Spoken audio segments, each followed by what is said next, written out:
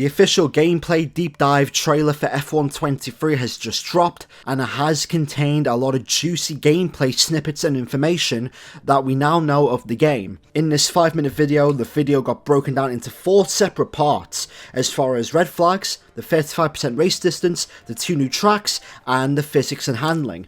Today we're going to be breaking down the trailer, seeing what we can find, and also looking at the press release as well. Obviously, the narration was done by Natalie Pinkham, talking about the game and the differences between last year's game and the upcoming title release. Before we get started, make sure to like, share, comment and subscribe. For more F1 23 videos, I'm going to be trying to do a lot more news videos before the game comes out on June 13th. Also, in other news, I have signed up for the beta. If you didn't know, there's a second beta that's literally coming out next week, and today is your last chance to sign up. So if you haven't signed up by the end of the night, you're not going to get access or get a chance to get access to play the second beta. So I should be getting an email sometime next week. But yeah, let's talk about this trailer and what it offers. Alright, so first things first, I'm going to talk about the new tracks that are in the game. Obviously, just like the 2023 real life season, we're getting 2 new racing circuits for the season. Well, when I say 2, 1 new circuit, but the other one we've already raced at 2 years earlier. So we're obviously getting the Las Vegas circuit and the Qatar circuit, and in this video we get some gameplay snippets of both tracks. We get literally Las Vegas and also Qatar in both day and night, and I have to say, the one thing that I do notice from a graphical standpoint when it comes to this game is the lighting, and I think the lighting has significantly improved as far as how the light bounces off, the car, the actual track itself, and just the environment itself. And I think from a environment perspective, the lighting in this year's game really stands out, just like it did in F1 2019, but I think they've taken it one step further with this year's game. But onto the new tracks. Now, it looks like the new tracks haven't been laser scanned, because if you watch the video Natalie Pinkham narrated over, Natalie has literally said how, especially, Las Vegas, how the circuit's literally been built up from the ground up using thousands of reference photos and sustainable photogrammetry data to offer the most authentic experience. So it doesn't look like these tracks have been properly laser scanned, and instead they've just been taken from thousands of photos literally all around the locations of these tracks. So if something doesn't look right when it comes to the actual race, so for example if there's a certain corner with a barrier width, or if a certain corner looks more tighter in real life than it does in the game, then that's how we know the track hasn't been really laser scanned or properly done. And that was one of the main concerns that I had with this year's game. Have the tracks been laser scanned? If so, which ones have? And according to people that have been playing the beta, a lot of people thought that the tracks that were in the beta were laser scanned. But from what I've seen, especially Silverstone, they haven't been laser scanned at all, because if you remember, go and play F1 22 around Silverstone right now, and you'll notice there's a bump right after turn 1. However, in the real life circuit, there is no bump. So the tracks haven't been laser scanned, it looks like, and that's a bit of a shame. But Las Vegas looks phenomenal, Qatar looks phenomenal, and just the track as well. The tracks look absolutely sick, and we get some actual gameplay of it in the trailer, and it actually looks really decent. Alright, so let's talk about the 35% race distance. Obviously in F1 23, there's a new race distance, obviously 35%. And out of all the features that are coming into this year's game, this is something I'm not really bothered about. Just simply because, well, why not just give us, a slider as far as how many laps we can do? So instead of giving us 5%, 10%, 15, 25, 35, 50, 75, 100, why not give us, 10 laps or 15 laps? Or instead of every 5 laps, give us like every 1 lap or something. And you would do it in the same way that you would do it for the difficulty. So the higher the slider goes, or the further the slider goes to the right side, the more laps. And on the full right hand side is the whole 100% distance. On the left hand side would be like 1 lap or something. And I don't remember this, so correct me if I'm wrong, but wasn't like F1 2011, didn't they have like more race options as far as the race distance? Like, I'm sure in the older games, especially F1 2010, F1 2011, you had, what, 1 lap, 3 lap, 5 laps, like a 15% lap, 20%, 25%, 50%, 75%, and 100%.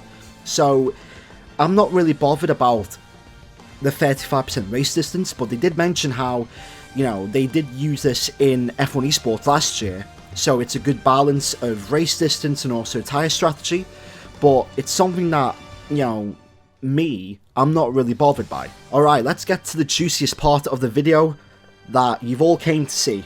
Red flags and the handling. I'm going to talk about the red flags first, and it does look like the system, as far as the red flags are concerned, they have been retained as far as how they used to work in the old F1 games.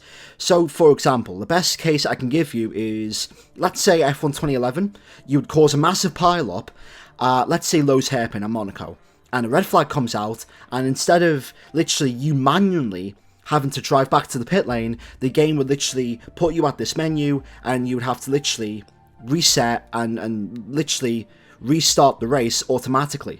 It looks like in this year's game they followed the exact same procedure, and it is official, we can get red flags in multiplayer. Now, I don't know how red flags are going to work in multiplayer, because they did say how AI can also cause red flags, but if there's no AI, hopefully maybe there's an instant where maybe we can get a red flag when it comes out. So, for example, maybe there's a situation in a race where we get a safety car, like a normal safety car, for a massive crash at a high-speed corner, and then that safety car transitions to a red flag, like 1 lap or 2 laps later. However, they did also mention about the weather, and they've also mentioned a couple of other things as well.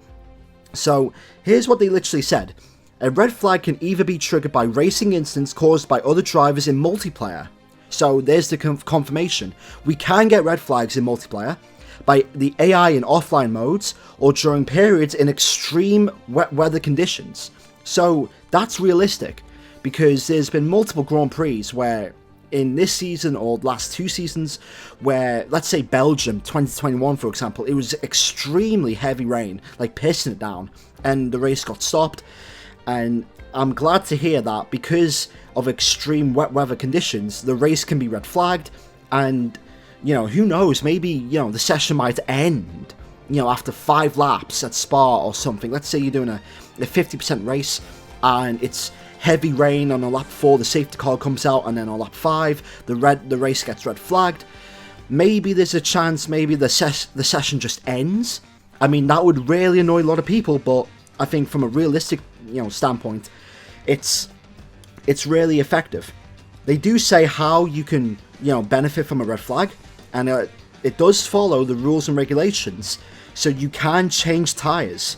As it says, as with the real life sport, you'll be able to adjust your race strategy, fit new tyres, and repair some damage to your car before the race restarts. Additionally, the sensitivity of the red flag can also be adjusted in the menu to suit your preferences. So just like the safety car, you know, adjustments, you know, increase or decrease, you can also adjust the red flags. So if you want more red flags, you can increase it, but if you don't want no red flags, you can go with none, or, you know, de-increase. So I think that option of adjusting the sliders of the red flags, and also letting us know about how the red flags work and how they can be caused, I think that's a massive W for F1 23. Right, finally, before we break down this gameplay deep dive trailer, we've got to talk about the new handling and the physics model. Obviously, it was leaked, and in the reveal trailer, they made the announcement of this new precision drive system in F1 23.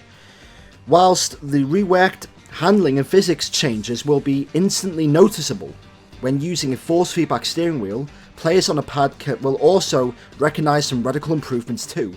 So it looks like in this year's game, the handling, as far as, you know, the aerodynamics that the car generates, the mechanical grip that the tyres also generate have been worked on, and from the leaks, it feels like the rear of the car has massively changed in a better way. So the main problem that we had in F1 22 was where you'd enter like a low medium speed corner, and you'd enter 4th or 5th gear, full throttle, and the car would still spin. And the best way I can put it is, certain people have an issue with this game the same way I did with F1 2021, where the rear of the car was just so unpredictable, and you would just lose the car every couple of corners, or even if you're, you know, quarter throttle or half throttle, you would still lose the back end in a corner where you wouldn't really lose it, especially if you're entering 4th, 5th, or even 6th gear.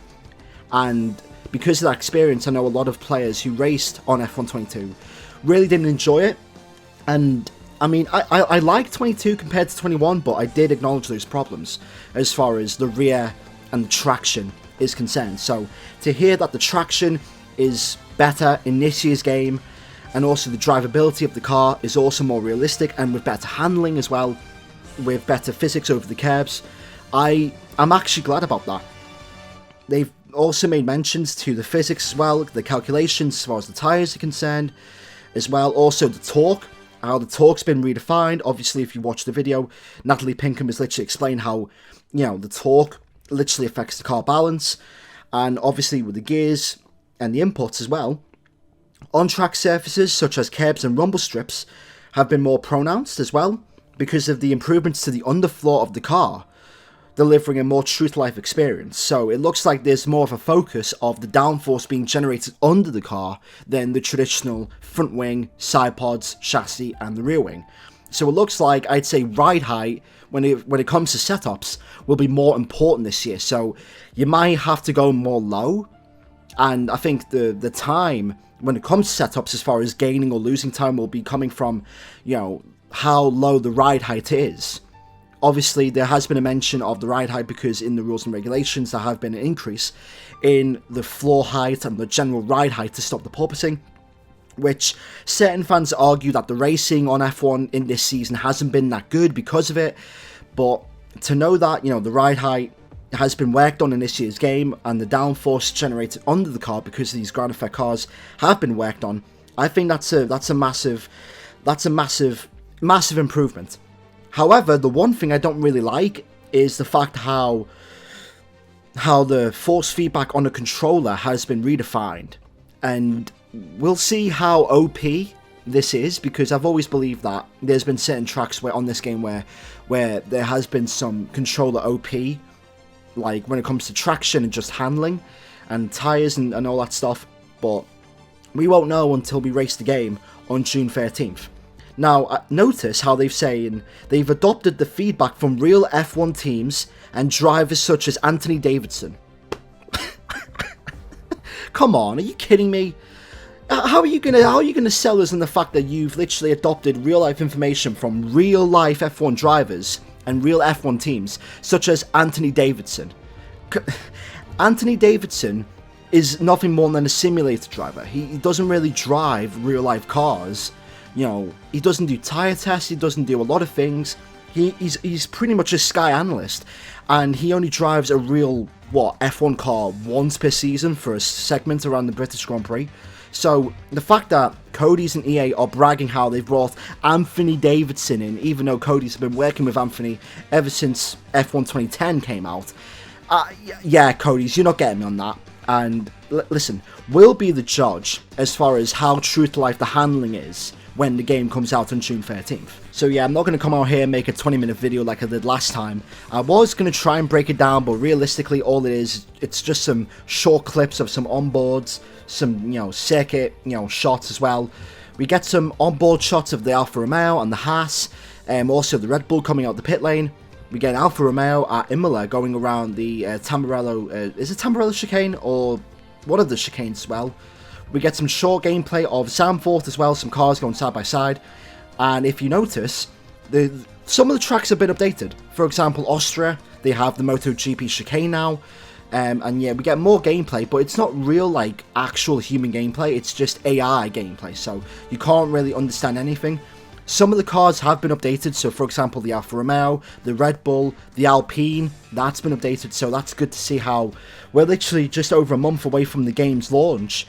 And already, probably what I'd say, a quarter of the cars or half the cars have been updated to the actual model. But I have to say that the one thing that I've noticed more in this trailer compared to the other trailer is definitely the lighting. Especially around Austria when, you know, the sun starts to come down. I think in Melbourne as well, how the sun comes down and you really see the sunlight reflecting off, you know, the cars and the pit crews and the suits as well. I just think from a lighting perspective, this year will take another step as far as, you know, the lighting being more true to life than what it was before. To the point where you could say where the lighting in this year's game is better than the lighting was on F1 2019. So, but that's that for this trailer breakdown. Well, if you want to call it a breakdown at least. But the gameplay features trailer for F1 23. That's that. I'm looking forward to it. I'm looking forward to the gameplay. Obviously, if I get chosen for the beta, if I get given the beta, I'm literally just going to try and figure out what I've noticed. But yeah, that is that for F1 23. I'm looking forward to the game, looking forward to playing it. The next one will come out on May 19th, and I'm guessing that's going to talk about Breaking Point, so I'm going to make a video on that. But that's that for this gameplay video. Thanks for watching. Make sure to leave a like, share, comment and subscribe for more F1 23 news and F1 23 gameplay. Hopefully, if we get a review copy, hopefully I'm going to push for one, but if I don't, F1 23 will be coming onto the channel June 13th.